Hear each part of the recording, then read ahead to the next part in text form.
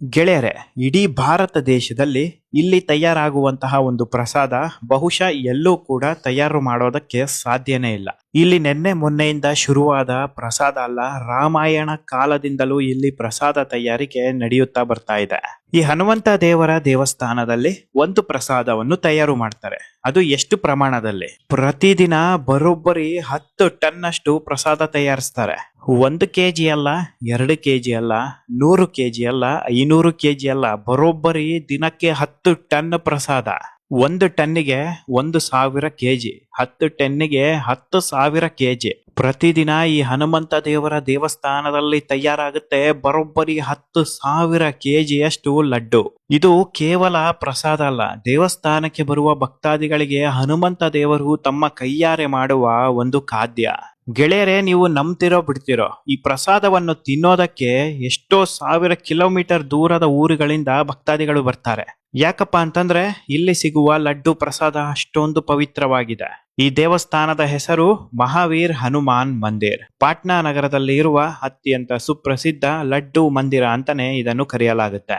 ಗೆಳೆಯರೆ, ಈ ಒಂದು ಇಂಟ್ರೆಸ್ಟಿಂಗ್ ವಿಚಾರ ಗೊತ್ತಿರಲಿ. ಈ ದೇವಸ್ಥಾನದಲ್ಲಿ ಲಡ್ಡು ಪ್ರಸಾದವನ್ನು ಖರೀದಿ ಮಾಡಬೇಕು ಅಂತಂದ್ರೆ ದುಡ್ಡು ಕೊಡೋ ಹಾಗಿಲ್ಲ. ಯಾರು ಎಷ್ಟು ಬೇಕಾದ್ರೂ ಲಡ್ಡುವನ್ನು ತಗೊಂಡು ಹೋಗಬಹುದು. ಸಂಪೂರ್ಣವಾಗಿ ಲಡ್ಡು ಪ್ರಸಾದ ಉಚಿತ. ಲಡ್ಡುವನ್ನು ಉಚಿತವಾಗಿ ಭಕ್ತರಿಗೆ ಕೊಡೋದನ್ನ ಹನುಮಂತ ದೇವರ ಆಜ್ಞೆ ಅಂತ ಪರಿಗಣಿಸಲಾಗುತ್ತೆ. ಭಕ್ತಾದಿಗಳು ಚೀಲಗಟ್ಟಲೆ ಲಡ್ಡುವನ್ನು ತುಂಬಿಸ್ಕೊಂಡು ಮನೆಗೆ ತಗೊಂಡು ಹೋಗ್ತಾರೆ. ಪಾಟ್ನಾ ನಗರ ಮತ್ತು ಸುತ್ತಮುತ್ತ ಯಾವುದೇ ಶುಭ ಕಾರ್ಯ ಇದ್ರೂ ಕೂಡ ಅಲ್ಲಿಗೆ ಪ್ರಸಾದ ಅಂದರೆ ಲಡ್ಡು ದೇವಸ್ಥಾನದಿಂದಲೇ ಹೋಗುತ್ತೆ. ಶುಭ ಕಾರ್ಯಗಳಿಗೆ 1000 ಜನ ಇರ್ಲಿ, 5,000 ಜನ ಇರ್ಲಿ, 50,000 ಜನ ಇರ್ಲಿ, ಎಲ್ಲರಿಗೂ ಲಡ್ಡು ಪೂರೈಕೆ ಆಗುತ್ತೆ. ಹನುಮಾನ್ ಮಹಾವೀರ್ ಮಂದಿರದ ಒಳಗಡೆನೆ ಲಡ್ಡು ಫ್ಯಾಕ್ಟರಿ ಕೂಡ ಇದೆ. ಪ್ರತಿದಿನ 10,000 ಕೆಜಿ ಲಡ್ಡುನ ದೇವಸ್ಥಾನದ ಒಳಗಡೆ ಇರುವ ಲಡ್ಡು ಕಾರ್ಖಾನೆಯಲ್ಲಿ ಹೇಗೆ ಮಾಡ್ತಾರೆ, ಬನ್ನಿ ಒಳಗಡೆ ಹೋಗಿ ನೋಡೋಣ. ಗೆಳೆಯರೆ, ಈ ಕಾರ್ಖಾನೆಯ ಹೆಸರು ನೈವೇದ್ಯಂ ಲಡ್ಡು ಫ್ಯಾಕ್ಟರಿ. ಪ್ರತಿದಿನ ಈ ನೈವೇದ್ಯಂ ಫ್ಯಾಕ್ಟರಿಲಿ ಟನ್ ಲೆಕ್ಕದಲ್ಲಿ ಕಡಲೆ ಹಿಟ್ಟು ಬರುತ್ತೆ, ಶುದ್ಧ ತುಪ್ಪ ಬರುತ್ತೆ, ಸಕ್ಕರೆ ಬರುತ್ತೆ, ಏಲಕ್ಕಿ ಬರುತ್ತೆ, ಗೋಡಂಬಿ ಬರುತ್ತೆ, ರಾಶಿ ರಾಶಿ ದ್ರಾಕ್ಷಿ ಬರುತ್ತೆ. ಈ ನೈವೇದ್ಯಂ ಫ್ಯಾಕ್ಟರಿಯ ಗೋಡೌನ್ ನೋಡ್ತಾ ಇದ್ರೆ ಬಾಯಲ್ಲಿ ನೀರು ಬರೋದು ಖಂಡಿತ ಸತ್ಯ. ಮಹಾವೀರ ಪ್ರಸಾದವನ್ನು ನಾವು ತಿನ್ನಬೇಕು ಅಂತ ಆಸೆ ಆಗತ್ತೆ. ಈ ನೈವೇದ್ಯಂ ಫ್ಯಾಕ್ಟರಿಯಲ್ಲಿ ಮೊದಲು ಅಡಿಗೆ ಭಟ್ಟರು ಕಡ್ಲೆ ಹಿಟ್ಟನ್ನು ಜರಡಿ ಯಂತ್ರಕ್ಕೆ ಹಾಕ್ತಾರೆ. ಕಡ್ಲೆ ಹಿಟ್ಟು ಸ್ವಲ್ಪ ಒರಟು ಕೂಡ ಇರಬಾರದು, ಅದರಲ್ಲಿ ಕಸ ಕಡ್ಡಿ ಏನೇ ಇದ್ರೂ ಕೂಡ ಲಡ್ಡು ಸರಿಯಾಗಿ ಬರೋದಿಲ್ಲ. ಕಡ್ಲೆ ಹಿಟ್ಟು ಫುಲ್ ಪ್ಯೂರ್ ಮತ್ತು ಸ್ಮೂತ್ ಆಗಿ ಜರಡಿ ಮಷೀನ್ ಇಂದ ಹೊರಗಡೆ ಬರುತ್ತೆ. ಗೆಳೆಯರೆ, ಈ ಒಂದು ಮಷೀನ್ ಒಂದೇ ಸಲಕ್ಕೆ 3,000ದಿಂದ 4,000 ಕೆಜಿಯಷ್ಟು ಕಡ್ಲೆ ಹಿಟ್ಟನ್ನು ಫಿಲ್ಟರ್ ಮಾಡಿ ಸ್ಮೂತ್ ಮಾಡುತ್ತೆ. ಒಂದು ಸಲ ಹಿಟ್ಟು ಸ್ಮೂತ್ ಆದ ಮೇಲೆ ಆಟೋಮೆಟಿಕ್ ಮಿಕ್ಸಿಂಗ್ ಮಷೀನ್ ಒಳಗಡೆ ಹಿಟ್ಟು, ನೀರು, ಸ್ವಲ್ಪ ಪ್ರಮಾಣದ ಎಣ್ಣೆ ಸೇರಿಸಿ ಬ್ಯಾಟರ್ ಮಾಡ್ತಾರೆ. ಲಡ್ಡು ತಯಾರಿಕೆಗೆ ಹಿಟ್ಟಿನ ಕನ್ಸಿಸ್ಟೆನ್ಸಿ ತುಂಬಾ ಮುಖ್ಯವಾಗಿರುತ್ತೆ. ಕನ್ಸಿಸ್ಟೆನ್ಸಿ ಸರಿ ಇಲ್ಲ ಅಂತಂದ್ರೆ ಲಡ್ಡು ಒಡೆಯುತ್ತೆ, ಲಡ್ಡು ಕಟ್ಟೋದಕ್ಕೂ ಬರೋದಿಲ್ಲ. ಹಾಗಾಗಿ ಈ ಆಟೋಮೆಟಿಕ್ ಮಷೀನ್ ಅನ್ನು ಆಟೋ ಕಂಟ್ರೋಲಿಗೆ ಸೆಟ್ ಮಾಡಿರ್ತಾರೆ. ಲಡ್ಡುಗೆ ಬೇಕಾಗಿರುವ ಒಂದು ಕನ್ಸಿಸ್ಟೆನ್ಸಿ ಬಂದ ಕೂಡಲೇ ಮಷೀನ್ ಆಟೋಮೆಟಿಕ್ ಆಗಿ ಆಫ್ ಆಗುತ್ತೆ.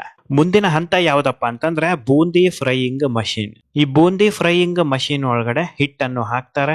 ರೌಂಡ್ ಹೋಲ್ಸ್ ಇರುವ ವೈಬ್ರೇಟಿಂಗ್ ಪ್ಲೇಟ್ಸ್ ಮೂಲಕ ಬೂಂದಿ ಎಣ್ಣೆ ಒಳಗೆ ಬೀಳುತ್ತೆ, ಫ್ರೈ ಆಗುತ್ತೆ. ಎಣ್ಣೆಯ ಒಂದು ಬಿಸಿ 60ರಿಂದ 80 ಡಿಗ್ರಿ ಸೆಲ್ಸಿಯಸ್ ಒಳಗಡೆನೆ ಇರುತ್ತೆ, ಅದಕ್ಕಿಂತ ಮೇಲೆ ಹೋಗೋದಿಲ್ಲ. ನೀವಿನ್ನು ನನ್ನ official facebook page Sudhindra explorer ನ ಫಾಲೋ ಮಾಡಿಲ್ಲ ಅಂದ್ರೆ ಈಗಲೇ ಫಾಲೋ ಮಾಡಿ. Facebook page link description box ಅಲ್ಲಿ ಇರುತ್ತೆ, ಚೆಕ್ ಮಾಡಿ. ನಿಮ್ಮಲ್ಲಿ ನನ್ನದೊಂದು ಹೃದಯಪೂರ್ವಕ ವಿನಂತಿ, ದಯವಿಟ್ಟು ಈ ವಿಡಿಯೋಗೆ ಒಂದು ಲೈಕ್ ಕೊಡಿ, ಅತಿ ಹೆಚ್ಚು ಶೇರ್ ಮಾಡಿ. ಈ ದೇವಸ್ಥಾನದ ಬಗ್ಗೆ ಇಡೀ ಪ್ರಪಂಚಕ್ಕೆ ಗೊತ್ತಾಗಲಿ. 80 ಡಿಗ್ರಿ ಸೆಲ್ಸಿಯಸ್ ಮೇಲೆ ಬಿಸಿ ಏನಾದ್ರೂ ಹೋದರೆ ಹಿಟ್ಟು ಸುಟ್ಟು ಕಪ್ಪಾಗುತ್ತೆ.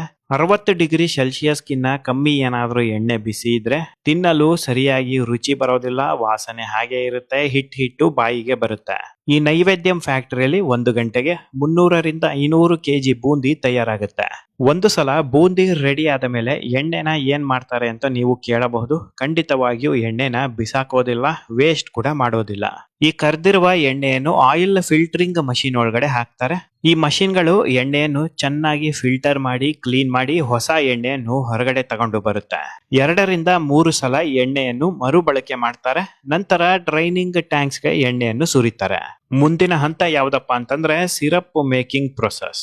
ಸಕ್ಕರೆ, ನೀರು, ಏಲಕ್ಕಿ, ಗೋಡಂಬಿ, ದ್ರಾಕ್ಷಿ ಎಲ್ಲ ಒಟ್ಟಿಗೆ ಹಾಕಿ ಕುದಿಸ್ತಾರೆ. ಸಿರಪ್ ರೆಡಿ ಆಗುತ್ತೆ.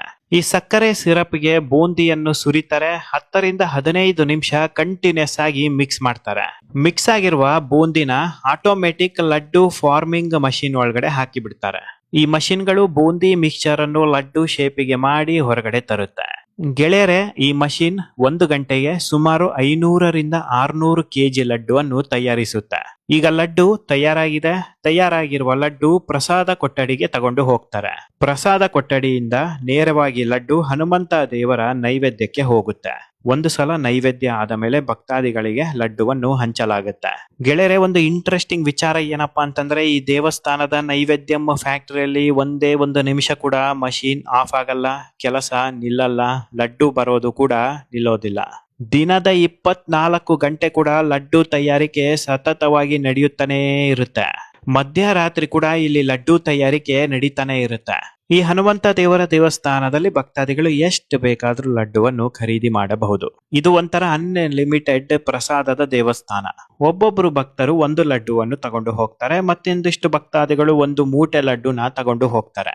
ಈ ದೇವಸ್ಥಾನದ ಪ್ರತಿ ಹೆಜ್ಜೆ, ಪ್ರತಿ ನೋಟದಲ್ಲೂ ಲಡ್ಡು ಕಾಣುತ್ತಾನೆ ಇರುತ್ತೆ. ಕೇವಲ ಪ್ರಸಾದದ ರೂಪದಲ್ಲಿ ಲಡ್ಡುವನ್ನು ಕೊಡೋದಿಲ್ಲ. ಪ್ರತಿದಿನ 100 ಕೆಜಿ ಲಡ್ಡು ಅನಾಥಾಶ್ರಮ, ರುದ್ರಾಶ್ರಮ, ಸಂಘ, ಸಂಸ್ಥೆಗಳಿಗೆ ಹೋಗುತ್ತೆ. ಸ್ವತಃ ಹನುಮಂತ ದೇವರೇ ಭಕ್ತರಿಗೆ ತಯಾರು ಮಾಡುವ ಈ ಲಡ್ಡು ಅಂತ ಯಾಕೆ ಹೇಳ್ತಾರಪ್ಪ ಅಂತಂದ್ರೆ, ಇದಕ್ಕೆ ಒಂದು ಪ್ರಮುಖ ಕಾರಣ ಕೂಡ ಇದೆ. ಗೆಳೆಯರೆ, ಇದು ರಾಮಾಯಣ ಕಾಲಕ್ಕೆ ಹೋಗುತ್ತೆ. ರಾಮಾಯಣ ಕಾಲದಲ್ಲಿ ಈ ಒಂದು ದೇವಸ್ಥಾನ ಇರುವ ಪ್ರದೇಶದಲ್ಲಿ ಇದ್ದ ಹಳ್ಳಿಯ ಜನಗಳಿಗೆ ಹಾಹಾಕಾರ ಎದುರಾಗಿ ಬಿಡುತ್ತೆ.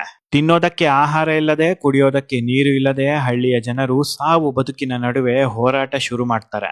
ಹನುಮಂತ ದೇವರು ಹಳ್ಳಿಯ ಮೂಲಕ ಹಾದು ಹೋಗುವಾಗ ಈ ಹಳ್ಳಿಯ ಪರಿಸ್ಥಿತಿಯನ್ನು ಗಮನಿಸ್ತಾರೆ. ಹನುಮಂತ ದೇವರು ನೆಲ ಗುದ್ದಿ ನೀರು ಹೊರಗಡೆ ತಗೊಂಡು ಬರ್ತಾರೆ.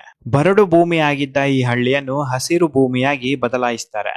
ಸ್ವತಃ ಹನುಮಂತ ದೇವರೇ ಹಳ್ಳಿಯ ಜನಗಳಿಗೆ ಅಡಿಗೆ ಮಾಡಿ ಕೈಯಾರೆ ಬಡಿಸ್ತಾರಂತೆ.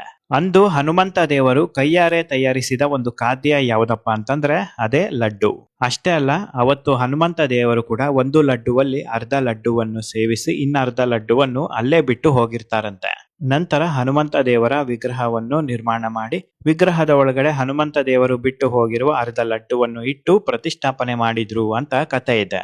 ಇಡೀ ಪ್ರಪಂಚದಲ್ಲೇ ಅತ್ಯಂತ ಸುಪ್ರಸಿದ್ಧ ಒಂದು ಸಿಹಿ ಖಾದ್ಯ ಯಾವುದಪ್ಪ ಅಂತಂದ್ರೆ ಅದೇ ಹನುಮಂತ ದೇವರ ನೈವೇದ್ಯಂ ಲಡ್ಡು. ಈ ದೇವಸ್ಥಾನಕ್ಕೆ ಬರುವ ಭಕ್ತಾದಿಗಳು ಹನುಮಂತ ದೇವರ ದರ್ಶನ ಮಾಡಿ ಸ್ವಲ್ಪನಾದ್ರೂ ಲಡ್ಡು ಸೇವಿಸಿ ದೇವಸ್ಥಾನದಿಂದ ಹೊರಗಡೆ ಹೋಗ್ತಾರೆ. ಇವತ್ತಿನ ತನಕ ದೇವಸ್ಥಾನಕ್ಕೆ ಬಂದು ಲಡ್ಡು ಸೇವಿಸದೆ ಯಾರೊಬ್ಬ ಭಕ್ತರು ಕೂಡ ಹೊರಗಡೆ ಹೋಗಿಲ್ಲ. ಮತ್ತೊಂದು ವಿಚಾರ ಏನಪ್ಪಾ ಅಂತಂದ್ರೆ, ಈ ದೇವಸ್ಥಾನದಲ್ಲಿ 2 ಹನುಮಂತ ದೇವರ ಪ್ರತಿಷ್ಠಾಪನೆ ಆಗಿರುವ ವಿಗ್ರಹಗಳು ಇದೆ. ಒಂದು ವಿಗ್ರಹ ಹನುಮಂತ ದೇವರ ಸಾಧಾರಣವಾಗಿರುವ ಒಂದು ವಿಗ್ರಹ, ಮತ್ತೊಂದು ವಿಗ್ರಹ ಹನುಮಂತ ದೇವರು ಮೆಡಿಟೇಷನ್ ಮಾಡುತ್ತಿರುವ ವಿಗ್ರಹ. ರಾಮಾಯಣ ಮುಗಿದ ಮೇಲೆ ಹನುಮಂತ ದೇವರು ಪ್ರತಿದಿನ ಈ ದೇವಸ್ಥಾನಕ್ಕೆ ಬಂದು ಸ್ವಲ್ಪ ಧ್ಯಾನ ಮಾಡಿ ಹೋಗುತ್ತಾ ಇದ್ರು ಅಂತ ನಂಬಿಕೆ ಇದೆ. ಹಾಗಾಗಿ 1730ನೇ ಇಸ್ವಿಯಲ್ಲಿ ಗುರುಗಳಾದ ರಾಮಾನಂದಿ ಅವರು ಮೆಡಿಟೇಷನ್ ಮಾಡುತ್ತಿರುವ ವಿಗ್ರಹವನ್ನು ಪ್ರತಿಷ್ಠಾಪನೆ ಮಾಡ್ತಾರೆ. ಗೆಳೆಯರೆ, ಶಾಕ್ ಆಗುವಂತಹ ವಿಚಾರ ಏನಪ್ಪಾ ಅಂತಂದ್ರೆ, ಈಗಲೂ ಕೂಡ ಅಟ್ ಪ್ರೆಸೆಂಟ್ ಈ ದೇವಸ್ಥಾನಕ್ಕೆ ಸಾಕಷ್ಟು ಬಾರಿ ಅಶ್ವತ್ಥಮ ಅವರು ಬಂದಿದ್ದಾರೆ ಅಂತ ಸಾಕಷ್ಟು ಜನ ಹೇಳಿದ್ದಾರೆ. ನಾವು ಅವರನ್ನ ನೋಡಿದ್ದೀವಿ ಅಂತಾನೂ ಹೇಳಿದ್ದಾರೆ. ಕಳೆದ ತಿಂಗಳು ಸುಮಾರು 10 ರಿಂದ 15 ಅಡಿ ಉದ್ದ ಇರುವ ಒಬ್ಬ ವ್ಯಕ್ತಿ ಈ ದೇವಸ್ಥಾನಕ್ಕೆ ಬಂದು ನಮಸ್ಕಾರ ಮಾಡ್ಕೊಂಡು ಹೋಗಿ ಬಿಡ್ತಾರೆ. ನಾವು ಅವರನ್ನು ಫಾಲೋ ಮಾಡಿದ್ವಿ, ಆದ್ರೆ ನಮಗೆ ಅವರು ಕಾಣಲಿಲ್ಲ, ಇದ್ದಕ್ಕಿದ್ದ ಹಾಗೆ ಎಲ್ಲೋ ಮಾಯವಾಗಿ ಬಿಟ್ರು ಅಂತ ದೇವಸ್ಥಾನದ ಸುತ್ತಮುತ್ತ ನೆಲೆಸಿರುವ ನಿವಾಸಿಗಳು ಹೇಳ್ತಾರೆ. ಇದೇ ರೀತಿ 1975ರಲ್ಲೇ ಆಗಿದೆ, 1995ರಲ್ಲೂ ಕೂಡ ಆಗಿದೆ, 2008ನೇ ಇಸ್ವಿಯಲ್ಲೂ ಕೂಡ ಆಗಿದೆ. ಇವರು ಬೇರೆ ಯಾರು ಅಲ್ಲ, ಇವರೇ ಅಶ್ವತ್ಥಮ ಅಂತ ಜನಗಳ ವಾದ. ಗೆಳೆಯರೆ, ಈಗ ನೀವು ಹೇಳಿ, ಹನುಮಾನ್ ಮಹಾವೀರ್ ದೇವಸ್ಥಾನದ ಬಗೆಗಿನ ವಿಡಿಯೋ ಹೇಗಿತ್ತು? ನೈವೇದ್ಯಂ ಫ್ಯಾಕ್ಟರಿ ಒಳಗಡೆ ಲಡ್ಡು ತಯಾರಿಕೆ ನೋಡಿ ಲಡ್ಡು ತಿನ್ನಬೇಕು ಅಂತ ಆಸೆ ಹುಡ್ತಾ? ನಿಮ್ಮ ಅಭಿಪ್ರಾಯ, ಅನಿಸಿಕೆಗಳನ್ನ ದಯವಿಟ್ಟು ಕಮೆಂಟ್ ಮೂಲಕ ತಿಳಿಸಿ. ನಿಮ್ಮ ಕಮೆಂಟಿಗೋಸ್ಕರ ನಾನು ಕಾಯುತ್ತಾ ಇರ್ತಾನೆ. ನಿಮ್ಮ ಕಮೆಂಟ್ ಬಂದ ಕೂಡಲೇ ರಿಪ್ಲೈ ಕೂಡ ಮಾಡ್ತೀನಿ. ನನ್ನ official facebook page Sudhindra explorer. ನೀವಿನ್ನೂ ಫಾಲೋ ಮಾಡಿಲ್ಲ ಅಂದ್ರೆ ಈಗಲೇ ಫಾಲೋ ಮಾಡಿ. Facebook page link description box ಅಲ್ಲಿ ಇರುತ್ತೆ. ನಿಮ್ಮ ಅಮೂಲ್ಯವಾದ ಸಮಯವನ್ನು ಖರ್ಚು ಮಾಡಿ ನನ್ನ ವಿಡಿಯೋ ನೋಡಿದ್ದಕ್ಕಾಗಿ ಹೃದಯಪೂರ್ವಕ ಧನ್ಯವಾದಗಳು.